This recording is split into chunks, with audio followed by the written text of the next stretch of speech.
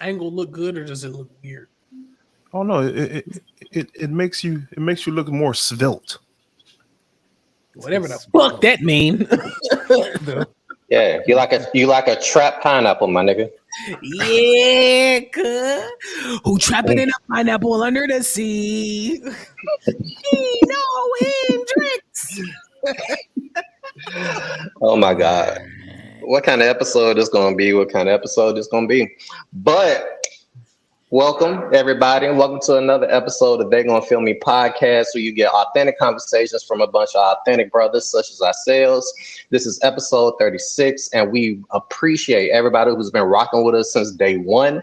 But with all that support, we still need y'all to like, subscribe, click the bell for notifications, share our stuff every time something comes through, and see our content when it comes out. We got my boy Reeves, we got my boy Chris, we got my boy Rob, and we about to get into these topics. And let's kick it off first and foremost with the January 6th committee hearing. So, unless you've been living underneath a rock, the U.S. House of Representatives, they basically have a committee going on right now to investigate the incident that happened on January 6th of 2021. And a lot of stuff has been getting basically brought to people's attention. And fellas, I don't know how much y'all been paying attention to it, but what y'all got on it? What y'all think about everything that's going on? Man, basically, for what's going on is it's a confirmation. It's a confirmation for everything that we've known that's been going on the whole time.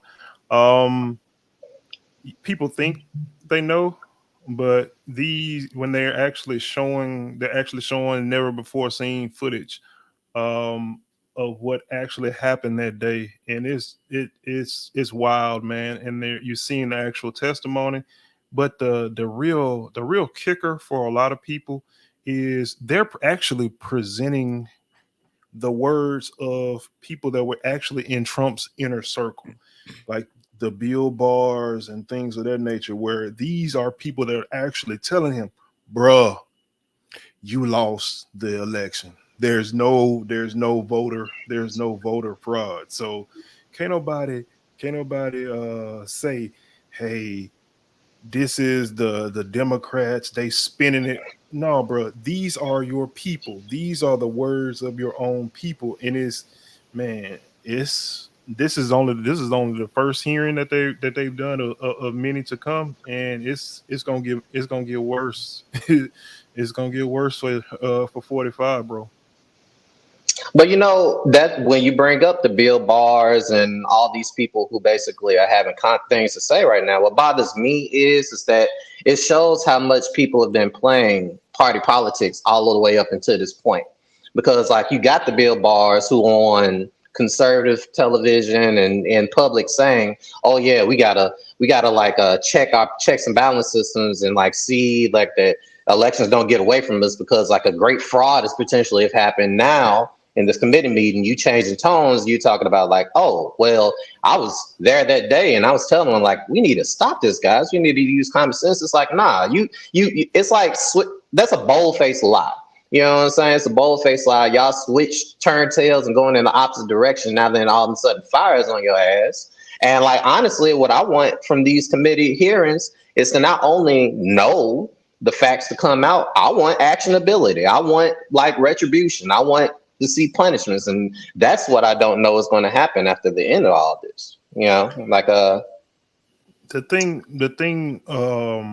really about this that's kind of everybody's like in a wait and see mode is because for 4+ years people have been getting fed this misinformation to the point where I'm not gonna say it's too far gone, but to the point where like just about even though you hear these people saying what they're saying, you still got some folks that's just gonna believe they're gonna believe what they're gonna believe regardless of regardless of what anybody says. It's almost, I hate to use the term, but it is basically almost a cult, where this is their leader, and they don't care what anybody else says. They're going to follow behind their leader. So I It's mean, definitely gonna be interesting.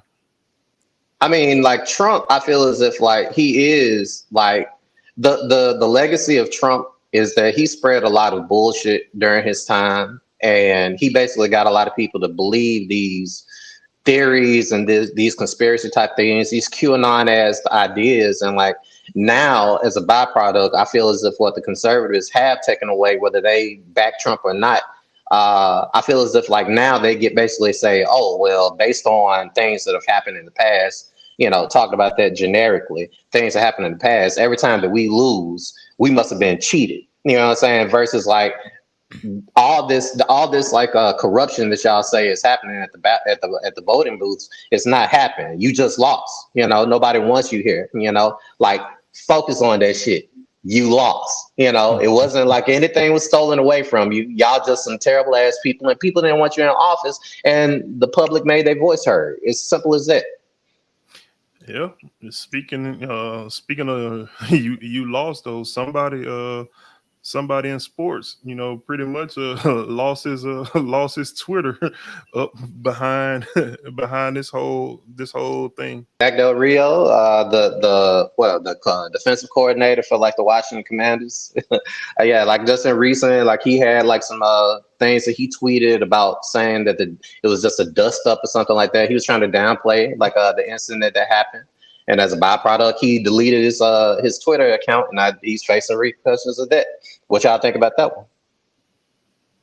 Trash.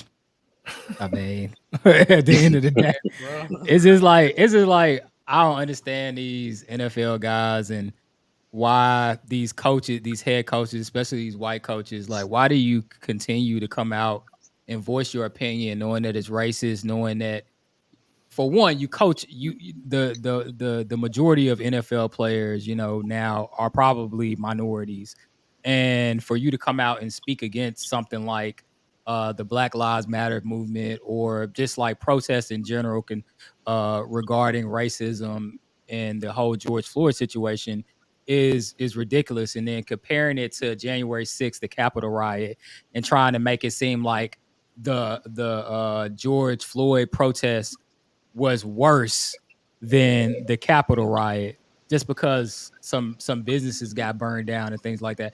A man lost his life. A police stepped on his neck, would not get off of would not relinquish, his force that he was putting on the man's neck and killed him just because he was black. Let's be honest. Like he just killed him because he had hatred for the man.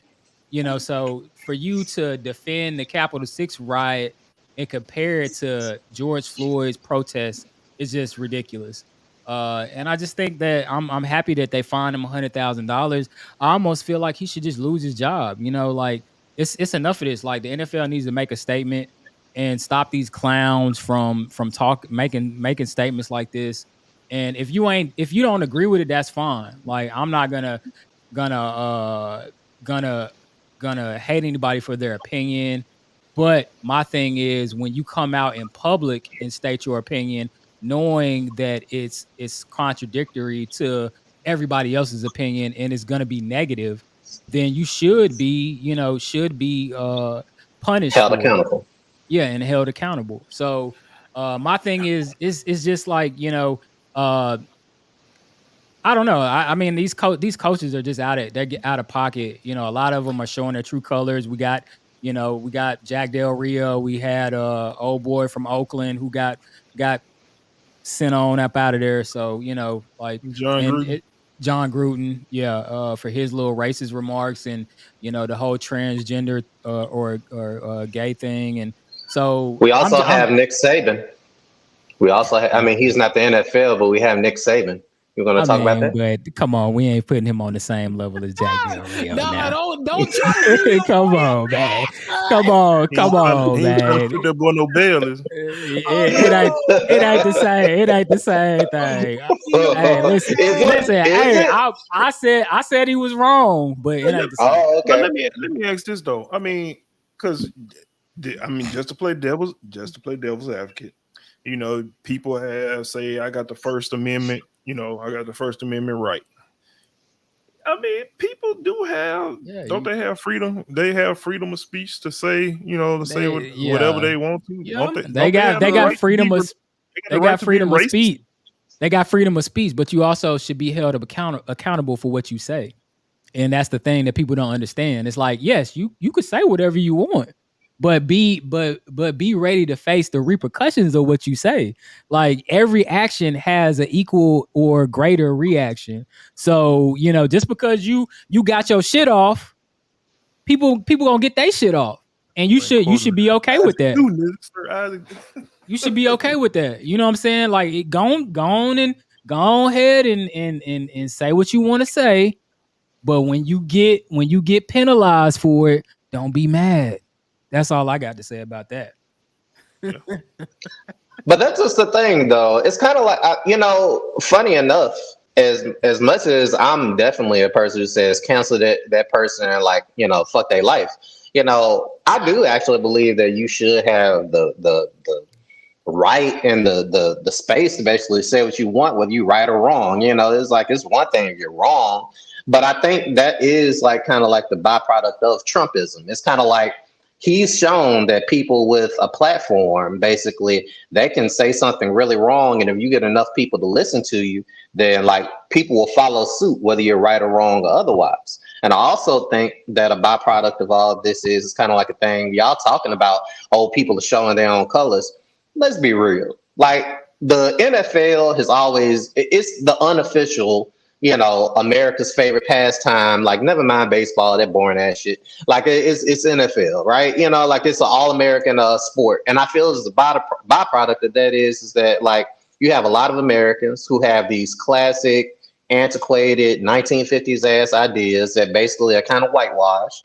And every time that as somebody tries to be a social justice warrior and basically step up and say, hey, yo, this shit is not right. This shit is uncool. Use that platform to talk about something positive or just tear down like old paradigms. Then all of a sudden it's like it becomes a problem. That's what happened with Kaepernick, That's definitely what happened with Kaepernick. And I think the community of the NFL people out there show that basically they aren't progressive.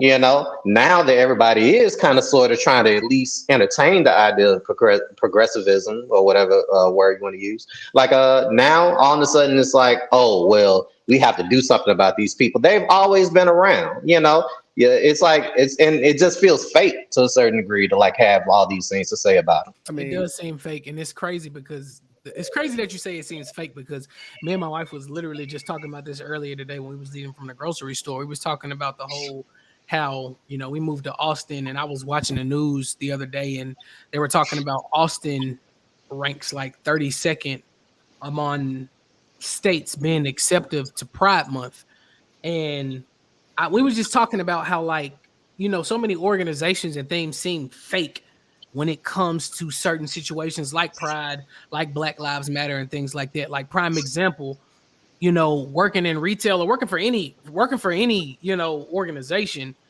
that's not your own. I remember when the whole George Floyd verdict came out, we got called into the office to talk about it. And it felt so fake because it was like, bro, y'all wouldn't have been doing this shit years ago.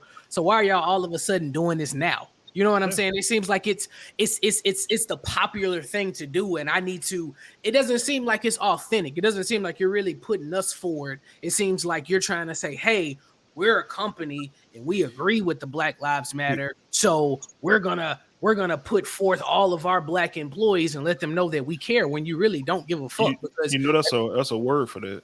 That's a word for that. It's public relations. Yeah.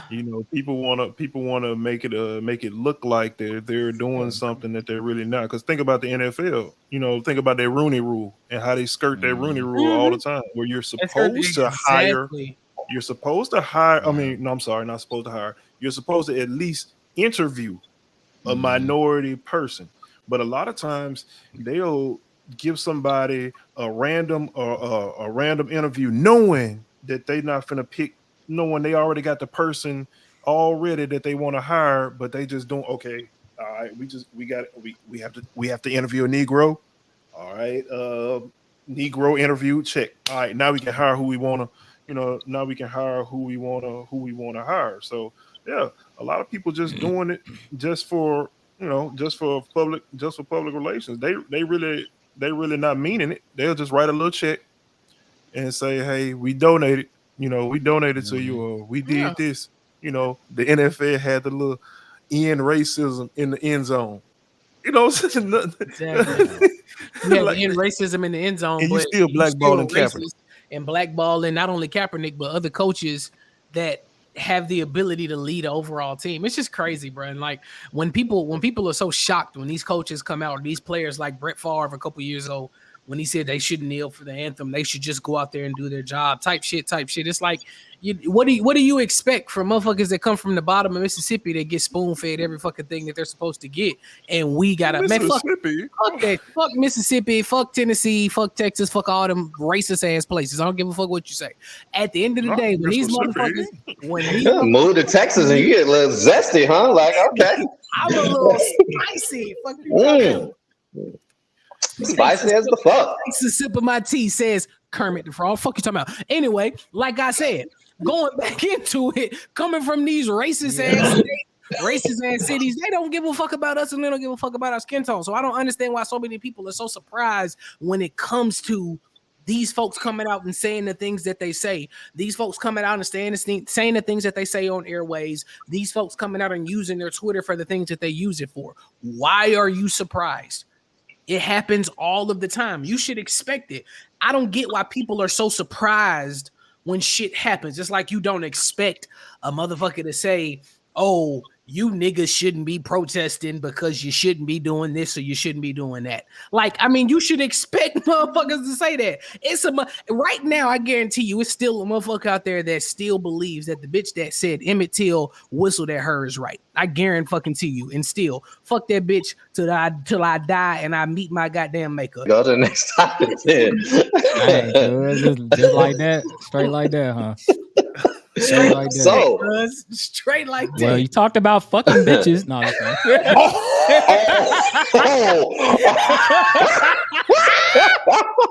oh my God. Wow. We're not talking about that. We're not talking about that.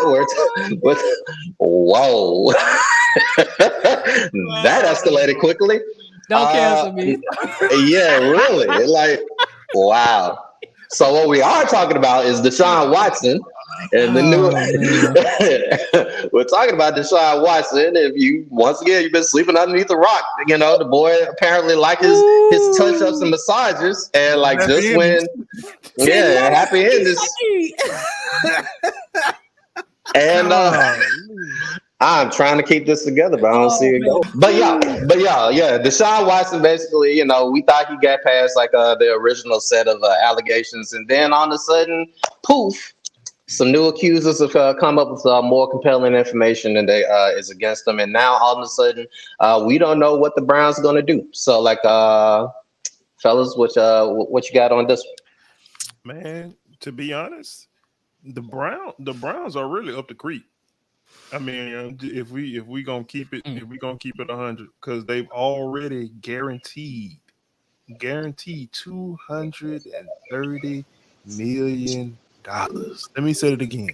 Guaranteed $230 million. Guaranteed.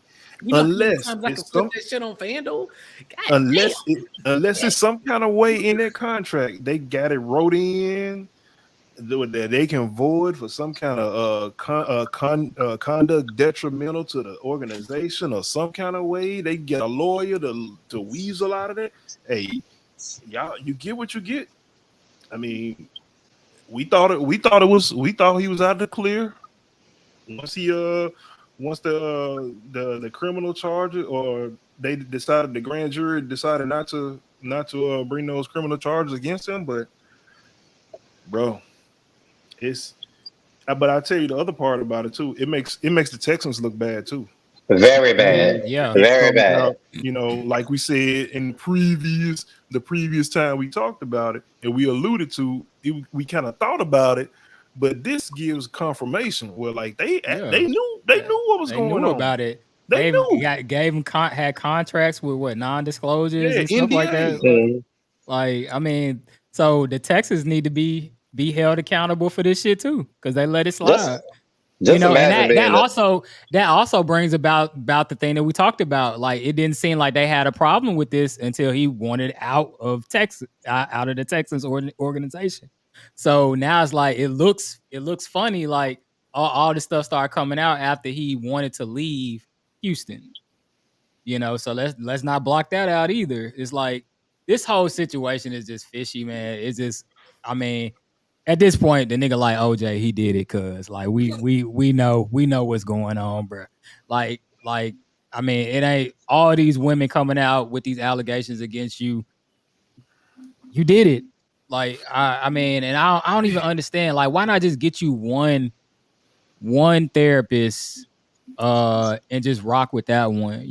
Find one therapist that's into what you into and just rock with that one. But he's sick. I mean, he got something. It's something mentally wrong with him, because I just always assume that the nigga, this is his kink. He like getting massages that turn sexual. Yeah, but my thing is, like, if that's what you into, why not just find one therapist that you ain't finding a therapist. You ain't finding a therapist that want dick slapped in the face while you massaging. Yeah, that's I don't know, cuz hey, the right price. Like, nah, that ain't happening while you trying for the right price. Everybody got a price, cuz I'm just saying. Like, you just getting like, you can get beef jerky slapped all in your mouth and shit. Like, nah, she might take them Uber meats to the face for the right price, cuz I'm just saying. Special delivery. You ain't doing it. But so, hey man, I mean, some of the people he found were like what, from Instagram or something like that. They weren't even actually. Yeah, it's like, he said on one of them, I know he said, I'm just trying to support black businesses. Like, man, stop. Come on. That's another way to say you're going to guest to buy fours. Like, I mean, this man had over 66 therapists, like 66 different therapists, bro.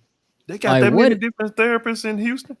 What is the need? They got a lot. Listen, if you've ever gone to the whole stroll in Houston on Gessner, I saw on Bissonnette, they got a lot of those kinds of therapists, like walking around all the time. Not saying that I've been to Bissonnette, by the way. I'm a married man. Oh yeah, Deshaun a wild boy, man. Yeah. And I mean, but at the end of the day, man, he got an issue. He got a problem. He might need to go check into what was that, the clinic that Tiger Woods had to check into when he got the sex.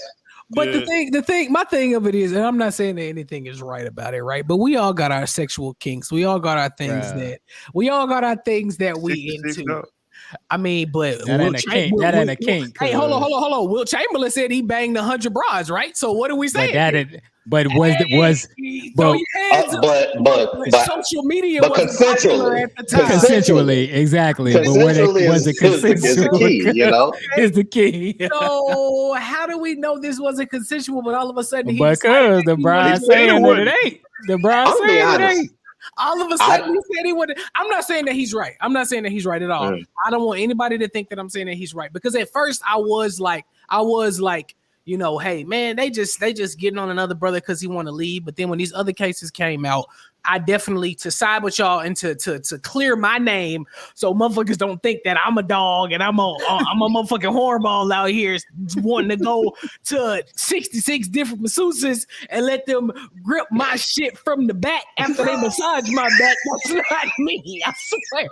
That's not me. I'm happily married. I ain't got my ring on, but that's not what I do. And I don't condone it. I'm not trying to make a joke about it, but it is what it is. But at the end of the day, I'm just saying, like, I just find it so crazy that after this man decided that he wanted to leave from the Houston Texans, all of this shit started to come up.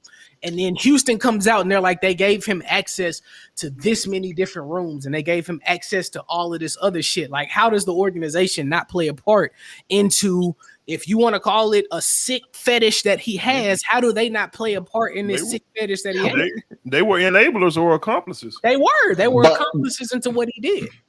You know what I think it is, though? I think when it's all said and done, and this is probably something that happens all across the NFL, it's not so much that they trying to enable this nigga to be a predator, but like a lot of niggas is cheating on their girlfriends and wives, you know, and they understand that like, hey, sometimes we have to step in and give them a opportunity or a place to do this safely. And like, whereas they thinking it's like normal sexual relations, you know, in actuality, it turns out to be something that's going to be a problem. But I fail to believe that this is the first time a team that's like basically comes up to somebody else. The thing that's different with this though is because you got Roethlisberger. He's their franchise quarterback. Yeah. That's what makes this different. That's what makes it more believable because this is the face of your organization. Think about it. If this was the fourth string cornerback, that Negro would have got cut. I'm talking about after the first allegation. But this is your franchise. This is your franchise quarterback. So of course, they're gonna look out for him.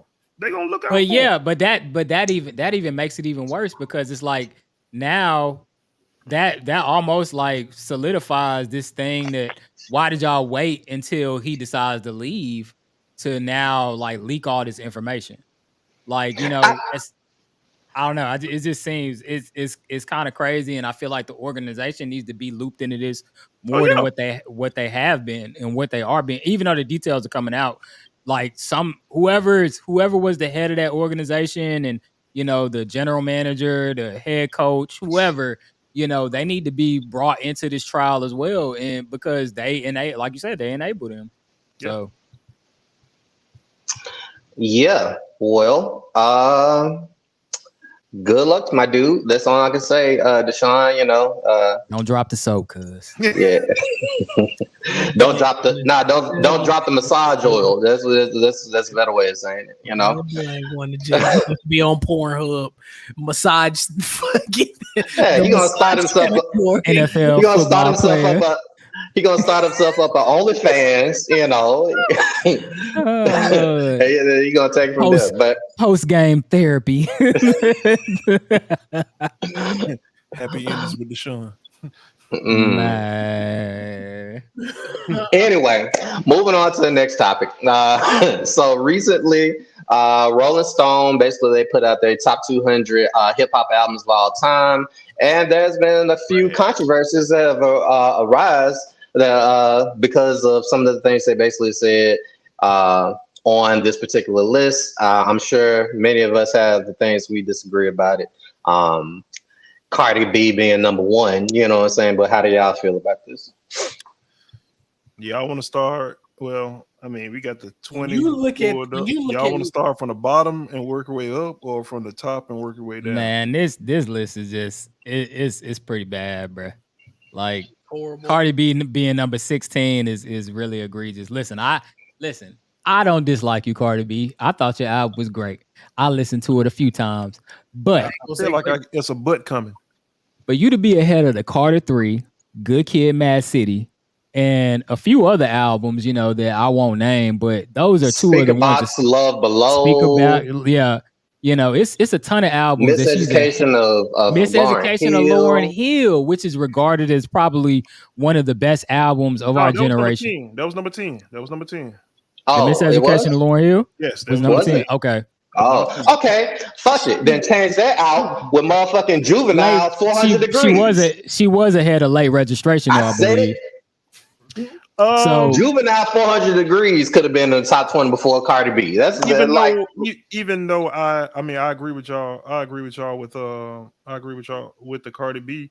I think mine is Outkast Stankonia at 2. I'm a huge Outkast fan, but I don't even think Stankonia is their best, is their best album. This is the thing.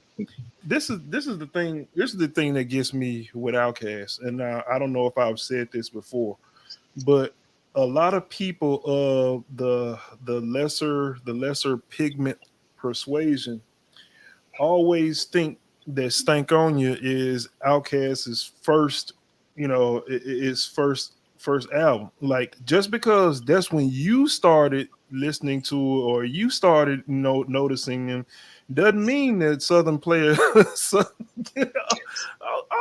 Aquemini like that exists, I'm just saying. So Southern Player I mean, to me, yeah, number two, yeah, it's probably not the number 2 hip hop album of all time.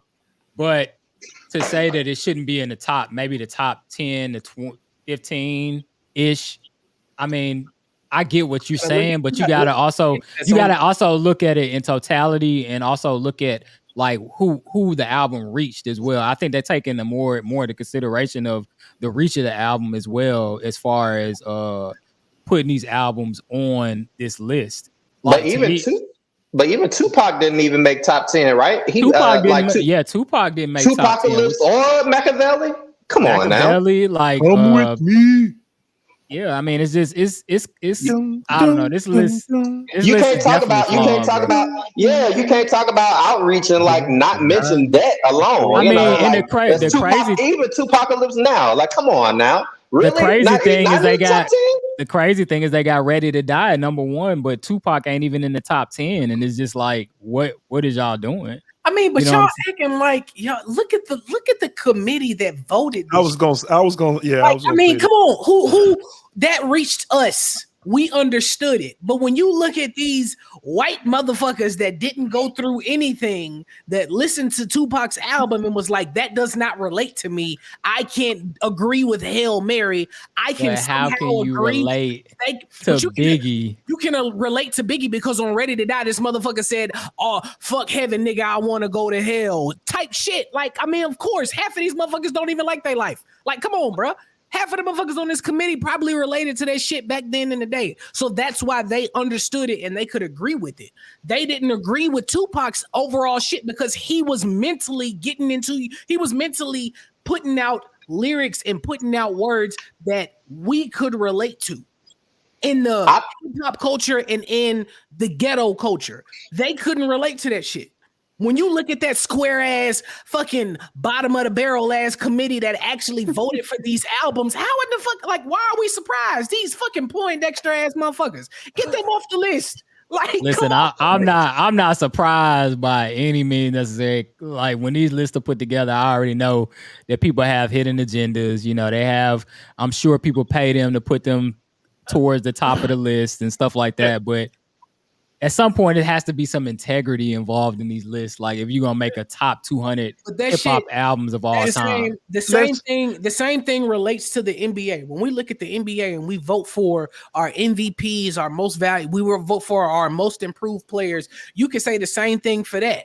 When it relates to hip hop, we have people that are voting for voting in these situations that should not be put in that position because they don't understand it and they should not have that weight on their shoulders. That's not fair to people who actually listen to the music, who actually watch the game day to day, have the season pass to look at this shit, have these albums downloaded from years ago that can go back and relate to fucking Hail Mary, that can go back and relate to all of the albums, all of the songs on Eyes on Me. Like Eyes on Me by itself is number 1. What are we talking about?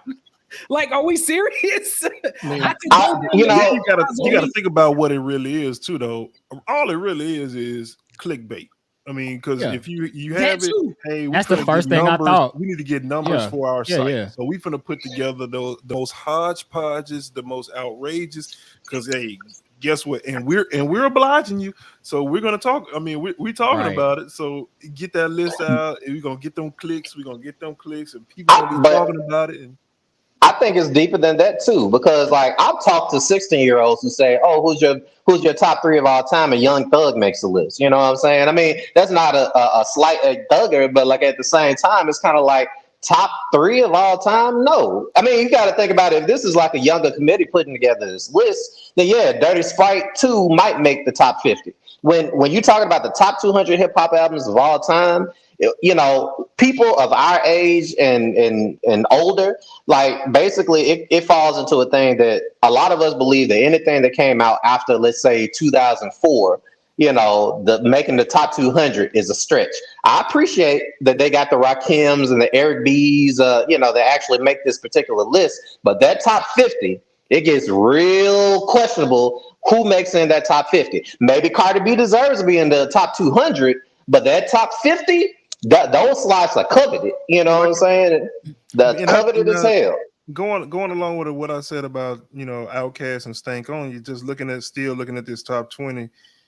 I don't think that Kanye West. I love it. I love that My Beautiful Dark Twisted Fantasy. I love it, but College Dropout. I mean, come on, man. I was gonna say that. I don't fuck with that nigga anymore. And College Dropout should be up there. Some people say that My Twisted Dark Fantasy is Kanye West's best album. It's at the end of the day, this is subjective. What about 808 and Heartbreak? That's underrated. That's the one that don't get enough credit to me. But the thing that goes into that is a lot of us, again, like Alcee just alluded to, is we've been sitting with hip hop longer than some of these younger people. You know what I'm saying? We've had the chance to hear Kanye West's first album and actually know what it felt like when it first came out. You know what I'm saying? Like when College Dropout came out, we was all like, "Oh, win it all." You know what I'm saying? Like that was a vibe back then. You know what I'm saying? Like, and these kids win it all. You know what I'm saying? Like that shit was hidden.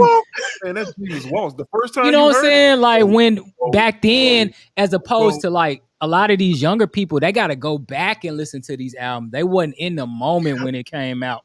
So, but even if they do, you take a 21-year-old, you ask them like, "What's your favorite lyric?" Oh, it was when Little Uzi Vert went, "Yeah," for like. But 20 again, minutes.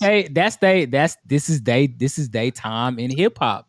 So I can't be mad. I'm not mad at them for saying that Young Thug is their favorite artist, for saying Lil Uzi Vert is their favorite artist, or they top 3 MCs, because again, this is their time in hip hop.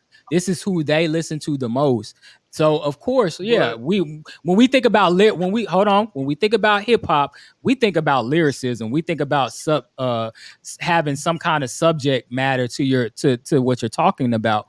But these kids now, they're thinking more about melody. They're thinking more about, how does the beat make me feel, you know what I'm saying? And then like having like the melody with the rhymes. And so it's like, it's more of a different, it's like almost like a vibe that you get from the music nowadays, as opposed to the lyrical content. So yes, we're going to judge a MC that they like a lot differently from who we like, you know what I'm saying? So it's just, to me, it's all subjective. But again, this list is still trash, at the end of the day. The thing that bothers me though is not necessarily what you were talking about, Reese. My issue with today's music is when you don't pay tribute and understand your roots. If you don't understand and listen to those old pioneers, those people. I'll give you a perfect example. Not saying that he should have, but I mean, I like Jack Harlow, but the whole Brandy thing, like, how do you not know who Brandy? I don't think he didn't know who Brandy was. He just didn't know that Ray J was her brother. I mean, but just simple stuff like that. Like do a little research. Like if you want to be. But this generation is stupid. You got to realize that, cuz. I mean, plus you got to look at it. You got to look at it like this. What the fuck has Brandy does for what is Brandy I'm just using done? as an example. No, I understand using that as an example. But what has Brandy done for this generation of music? Nothing. So why should I have to know that Ray J, who only is known for a porn tape with Kim Kardashian, why do I need to know that that's her brother? About all that, cuz. If I had one wish. Girl, what you doing tonight? This is my form of advice. You just come home to me. Girl. No, don't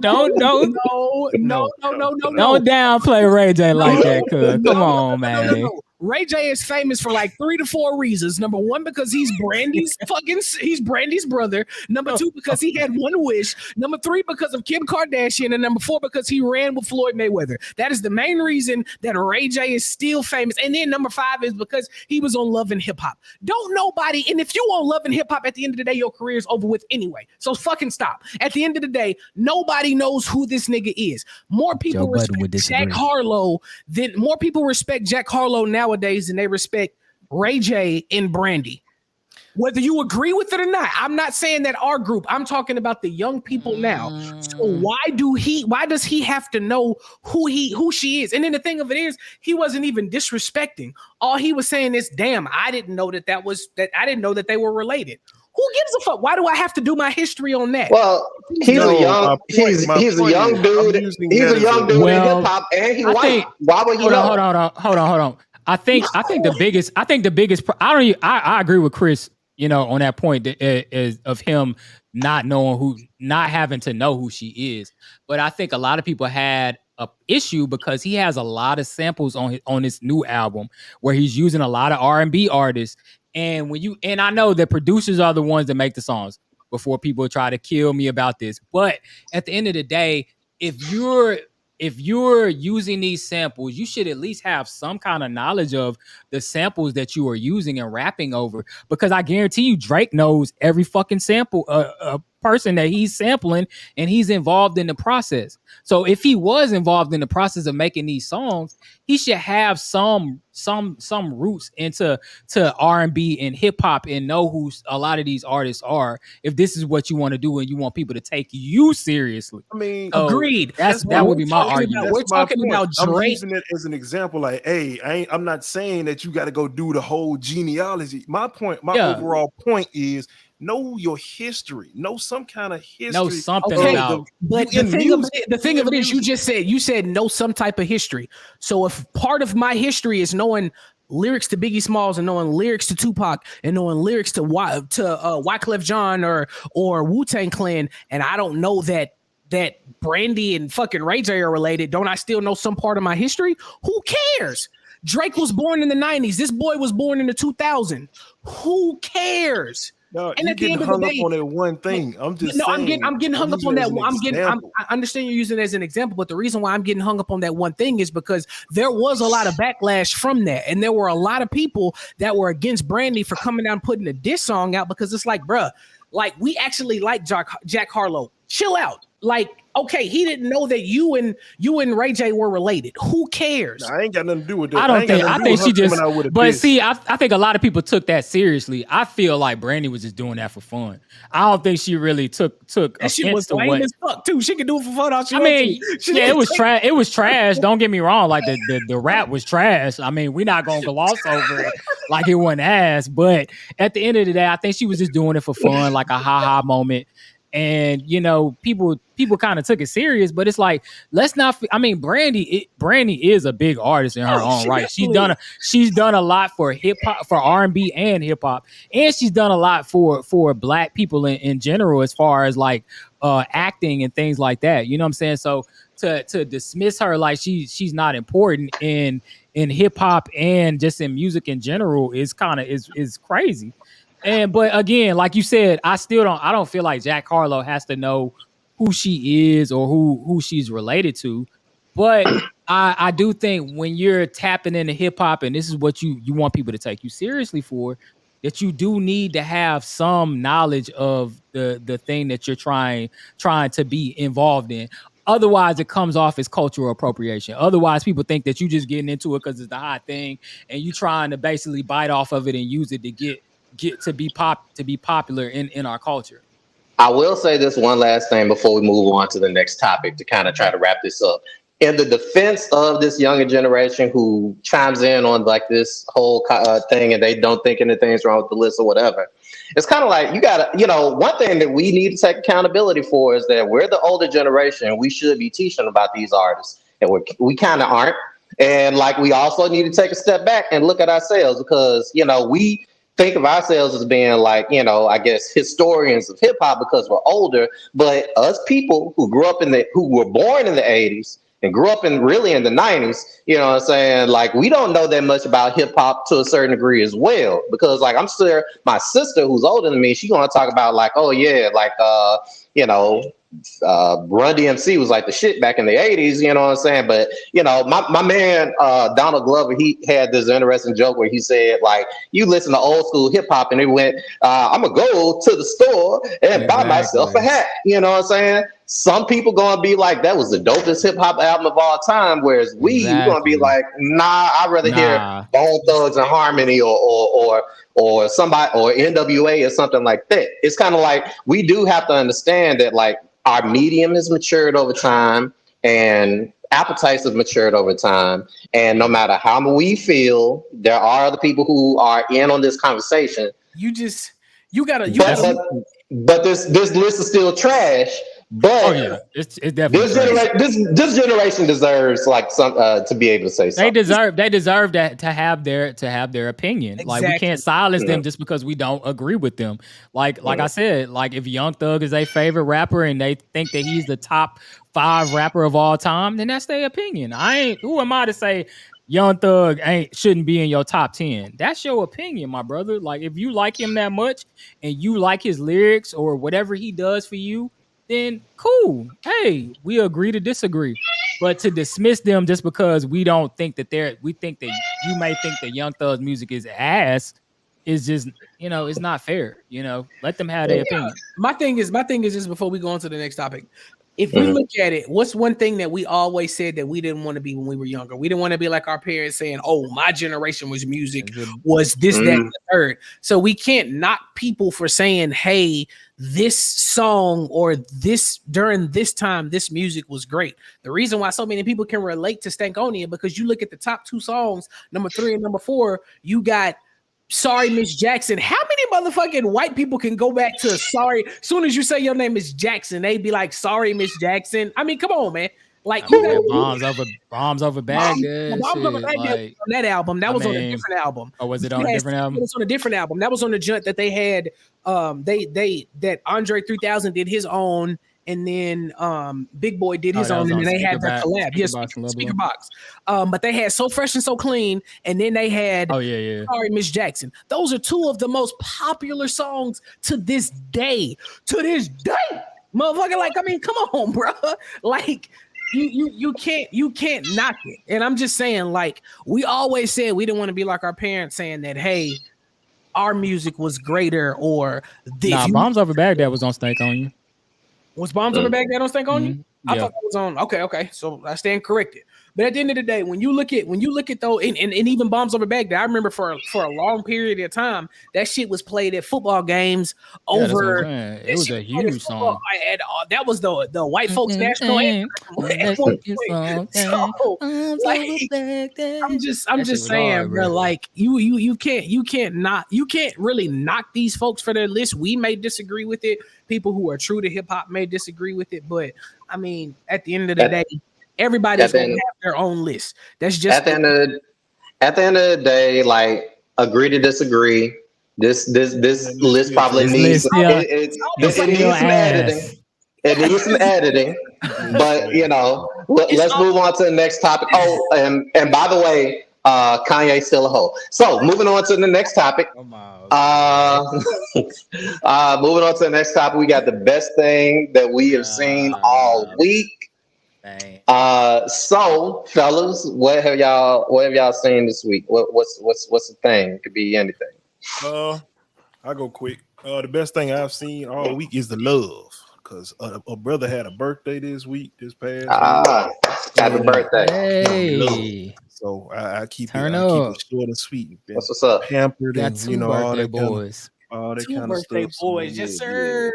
Rob born on the 8th, your boy born on the 9th. So shout out back to back, like back Drizzy Drake. Cookie time at. But definitely turning 31, being blessed to see another year.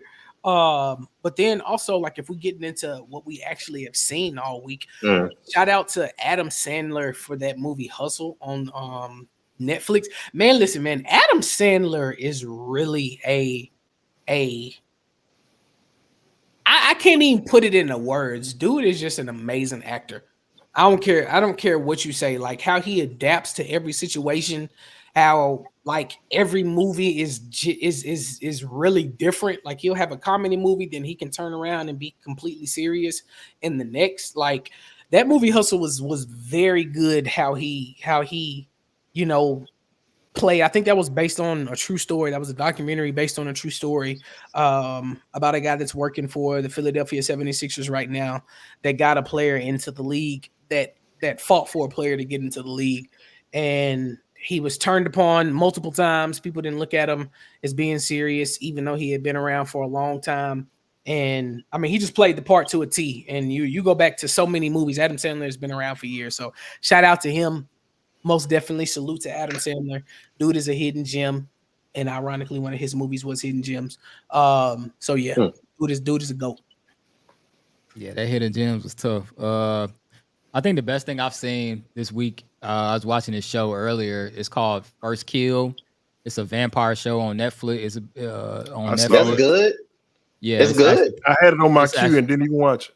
It's actually pretty good to me personally. I'm not saying. I mean, like some people may not like it. It looked like a straight to DVD type movie. No, it's not a movie. It's a series. It's a TV show. Okay. Yeah, it's a series. So it was actually pretty good. I started watching it, and you know, I just always like movies where like black people are some of the dominant, roles, have some of the dominant roles in the show. So to me, it was like it's a young black girl on there, and she's a what they call a hunter. She hunts vampires, and then it's a white girl on there that's actually a vampire, and they have this relationship, this love, for each other, like without saying too much about the show. So yes, they are. So it's Buffy the Vampire Slayer with box braids, is what you're saying. Man. Buffy the Vampire Slayer with pretty much. But it's a pretty interesting with baby show. Hairs. It's a different take. So I guess that's why I liked it, because most vampire shows are pretty much cut and dry the same thing almost over and over again. So this one is a little bit different. And like I said, it's a black family involved in the show, which is kind of nice to see, like them having the big role. So check it out if you have time, and tell me what you think about it. All right. Yeah, in the comments. So I'll wrap it up then. Best thing that I've seen actually today, I went with the young lady I like to call my wife, and we went to see Jurassic World Dominion, and it was pretty good. Like as somebody, one of my first movies actually as a kid, I'm dating myself, but the very first movie I think I went to see in the movie theaters by myself was the first Jurassic Park, and like actually watch yeah, I'm that old. I'm but like I remember my parents buying me the ticket and let me go see that movie, and then like coming out and we went to the fair or some shit. Like it's actually a pretty dope memory. But like watching this movie, especially since it has some of the original actors from that, it was actually pretty nostalgic as somebody who grew up in the 90s and like born age, grew up in the 90s, and like it kind of tugged at my feels when I just thought about it. And although sometimes it's paint by numbers, but it's still all around a good movie. I mean, I don't think this movie was ever destined to fail. Let's be realistic about it. But like it was a really dope movie. So like I really did appreciate that. But we are at the end of this thing, guys. It's been episode 36. Thank you guys out there for like listening to us, rocking with us, rolling with us. Be sure once again to like, subscribe, click that bell, share with your friends, your family members. Get us out there. So we appreciate the love. Get us out there so we can like keep on bringing y'all this content as we get it. And we are signing off. Although I think Sauce God Dino Hendrix, he might have something to say to you people. So peace, love. I'm gonna let him take it away. Typically what we say on this show is, if you didn't feel us this time, I guarantee that you're gonna feel us the next. Yeah.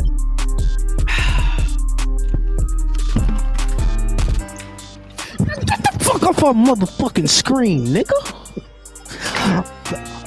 YouTube family, what is going on? It's your boy Chris, and I want to thank you all for watching this episode. If you enjoyed the content that you just saw, be sure to click on this video right here so you can go back and see other episodes. Now get the fuck off my screen. Bye.